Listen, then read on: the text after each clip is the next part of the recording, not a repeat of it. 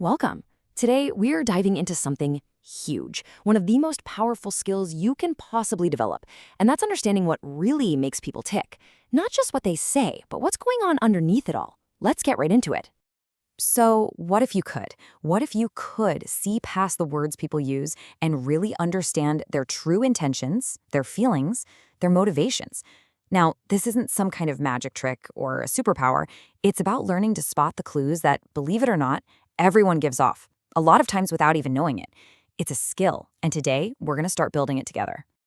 All right, so here's the game plan. We're going to break this all down into 5 essential keys. I want you to think of this as your personal toolkit for decoding human behavior. We'll be covering everything from spotting those recurring patterns and reading body language, all the way to understanding the deep-seated needs and fears that drive pretty much all of us.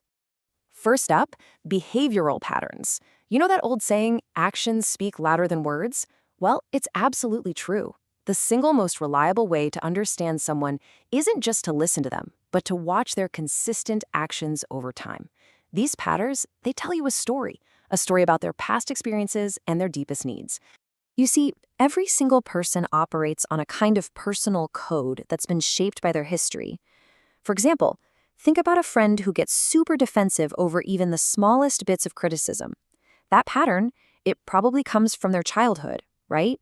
Maybe they were criticized constantly, so now any critique, no matter how small, feels like a huge attack, and their brain just automatically defaults to anger. Once you spot that pattern, their reactions suddenly make a whole lot more sense. Okay, and this right here, this is where it gets really interesting. It's all about the gap between what people say and what they do. Someone might tell you over and over, oh, I don't care what people think of me. But then they get one tiny piece of criticism and they're bent out of shape about it for weeks. Their actions are screaming the real story at you. They care. A lot. So here's the golden rule for this section. Always, always pay more attention to what people consistently do than what they say. Okay, so let's move on to our second key, which builds right on top of this. We're talking about the unspoken language, body language. So often, our nonverbal cues tell a much, much more honest story than our words ever could. It's really all about learning to listen with your eyes. Come on, you know exactly what I'm talking about. You ask a friend if they're okay, and they say, yeah, I'm fine, but their voice is flat, their shoulders are slumped, and they're looking at the floor. Is their body telling you the same thing as their words? Not a chance. You know, a tense face or clenched fists can signal frustration they're trying to bottle up, while someone leaning in shows they're genuinely interested. These little signals, they're everywhere once you start looking. And, sometimes these signals are unbelievably fast. We're talking about microexpressions. These are these tiny, involuntary facial expressions that just flash across someone's face for a fraction of a second. Think of them like a little glitch in someone's emotional poker face. They give you a totally authentic glimpse into how that person really feels, right in that moment. That quick flash of disappointment when they said they loved the gift, yeah, that was probably the real deal. But, and this is a really important rule, never, ever jump to a conclusion based on just one gesture. You have to look for clusters of signals. Just because someone's got their arms crossed doesn't automatically mean they're angry or closed off. I mean, hey, maybe they're just cold.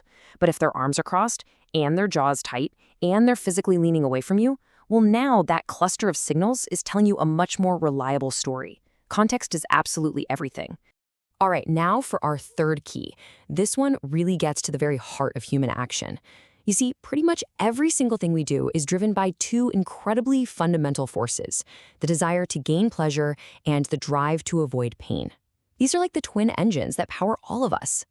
Think about it like this. Picture 2 colleagues at work. One of them is always taking on extra projects, constantly pushing for success and praise. They're driven by the pleasure of winning. The other colleague, they avoid new responsibilities like the plague because they're terrified of making a mistake. They are driven by avoiding the pain of failure. So if you can figure out whether someone is running towards a reward or running away from a fear, you can predict their choices with some pretty amazing accuracy. This actually leads us perfectly into our 4th key. Because to understand someone's motivation, you've got to know what they truly need in this very moment.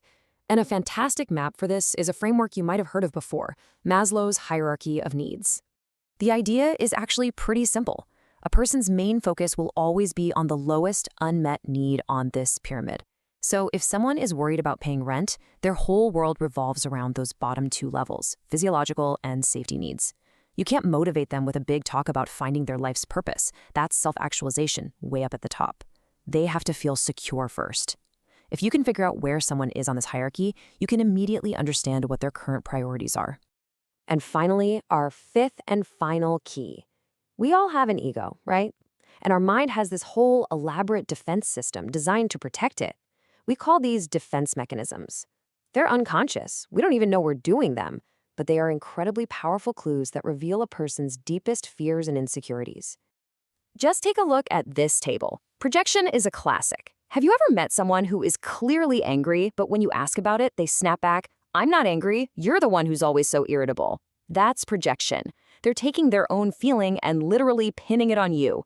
Or what about rationalization? Someone fails a test and says, I didn't even care about that class anyway. When you start spotting these defenses, you're not just seeing the behavior on the surface, you're seeing the insecurity behind it, the very thing it's trying to hide.